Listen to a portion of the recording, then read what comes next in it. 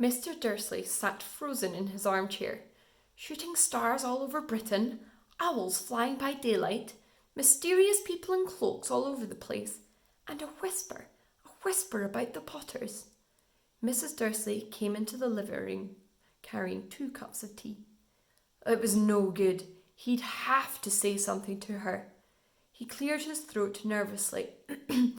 Petunia, dear, you haven't heard from your sister lately, have you? As he had expected, Mrs. Dursley looked shocked and angry. After all, they normally pretended she didn't have a sister. No, she said sharply. Why? Funny stuff on the news, Mr. Dursley mumbled. Owls, shooting stars, and there were lots of funny-looking people in town today. So? Snapped Mrs. Dursley. Well, I just thought maybe it was something to do with, her lot. Mrs. Dursley sipped her tea through pursed lips. Mr. Dursley wondered whether he dared tell her he'd heard the name Potter. He decided he didn't dare. Instead, he said, as casually as he could, Their son, he'd be about Dudley's age now, wouldn't he?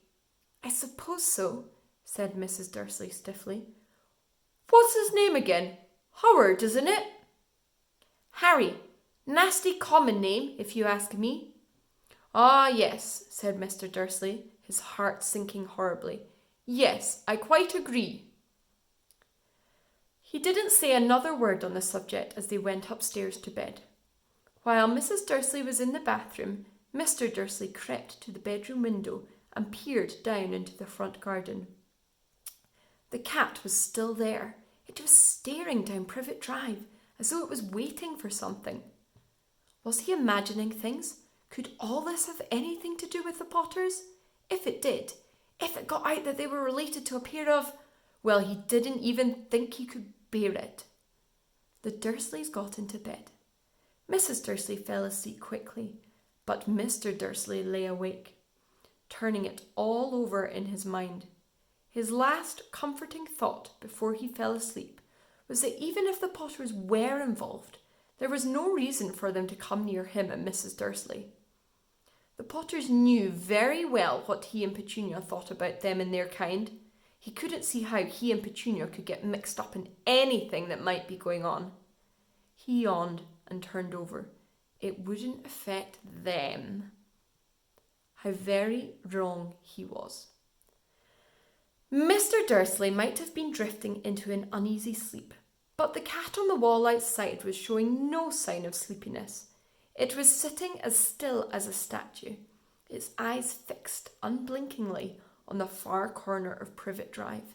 It didn't so much as quiver when a car door slammed in the next street, nor when 2 owls swept overhead. In fact, it was nearly midnight before the cat moved at all. A man appeared on the corner the cat had been watching, appeared so suddenly and silently you'd have thought he'd just popped out of the ground. The cat's tail twitched and its eyes narrowed. Nothing like this man had ever been seen in Privet Drive. He was tall, thin, and very old, judging by the silver of his hair and beard, which were both long enough to tuck into his belt. He was wearing long robes, a purple cloak which swept the ground, and high-heeled buckled boots. His blue eyes were light, bright, and sparkling behind half-moon spectacles, and his nose was very long and crooked, as though it had been broken at least twice. The man's name was Albus Dumbledore. Albus Dumbledore didn't seem to realise that he had just arrived in a street where everything, from his name to his boots, were unwelcome. He was rummaging in his cloak looking for something, but he did seem to realise he was being watched, because he looked up suddenly at the cat, which was still staring at him from the other end of the street. For some reason, the sight of the cat seemed to amuse him. He chuckled and muttered, I should have known. He had found what he was looking for inside his pocket. It seemed to be a silver cigarette lighter. He flicked it open, held it up in the air, and clicked it.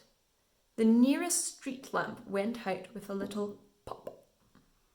He clicked it again. The next lamp flickered into darkness. 12 times he clicked the putter-outer, until the only lights left in the whole street were 2 tiny pinpricks in the distance, which were the eyes of the cat watching him.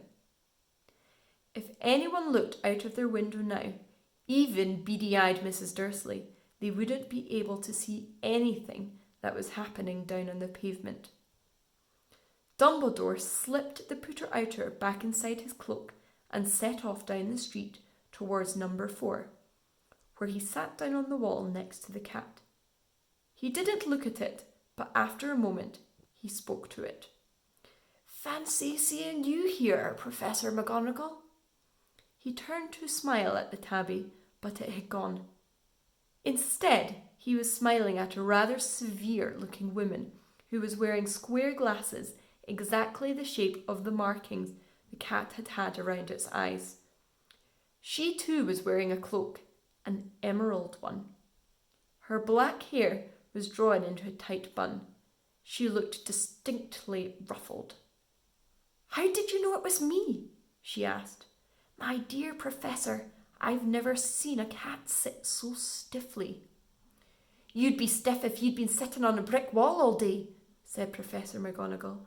"All day, when you could have been celebrating?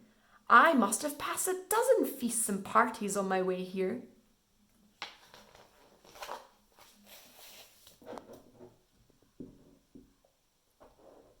Professor McGonagall sniffed angrily. "Oh yes, everybody's celebrating all right," she said impatiently. "You'd think they'd be a bit more careful, but no, even the Muggles have noticed something's going on. It was on their news." She jerked her head back at the Dursleys' dark living room window. "I heard it. Flocks of owls, shooting stars. Well, they're not completely stupid. They were bound to notice something. Shooting stars down in Kent? I'll bet that was Daedalus Diggle. He'd never had much sense." "You can't blame them," said Dumbledore gently. "We've had precious little to celebrate for 11 years. "I know that," said Professor McGonagall irritably, "but that's no reason to lose our heads. People are being downright careless, out on the streets in broad daylight, not even dressed in Muggle clothes, swapping rumours." She threw a sharp, sideways glance at Dumbledore here, as though hoping he was going to tell her something, but he didn't. So she went on. "A fine thing it would be if, on the very day you-know-who seems to have disappeared at last, the Muggles found out about us all. I suppose he really has gone, Dumbledore." "It certainly seems so," said Dumbledore. "We have so much to be thankful for. Would you care for a sherbet lemon?" "A what?" "A sherbet lemon. They're a kind of Muggle sweet that I'm rather fond of." "No, thank you," said Professor McGonagall coldly, as though she didn't think this was the moment for sherbet lemons. "As I say, even if you-know-who has gone." "My dear Professor, surely a sensible person like yourself can call him by his name. All this you-know-who nonsense. For 11 years I have been trying to persuade people to call him by his proper name." "Voldemort." Professor McGonagall flinched, but Dumbledore, who was unsticking 2 sherbet lemons, seemed not to notice.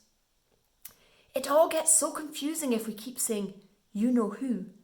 I have never seen any reason to be frightened of saying Voldemort's name." "I know you haven't," said Professor McGonagall, sounding half exasperated, half admiring. "But you're different. Everyone knows you're the only one.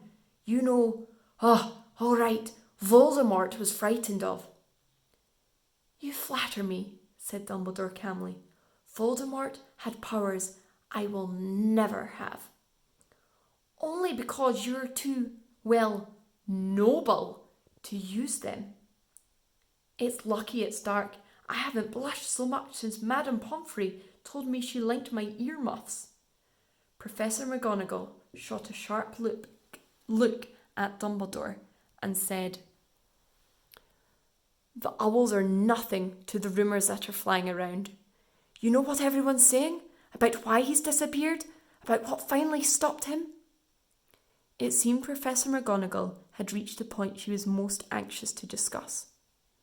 The real reason she had been waiting on a cold, hard wall all day, for neither as a cat nor as a woman had she fixed Dumbledore with such a piercing stare as she did now. It was plain that whatever everyone was saying, she was not going to believe it until Dumbledore told her it was true. Dumbledore, however, was choosing another sherbet lemon and did not answer. What they're saying, she pressed on, is that last night Voldemort turned up in Godric's Hollow. He went to find the Potters. The rumour is that Lily and James Potter that they're dead. Dumbledore bowed his head. Professor McGonagall gasped. Lily and James!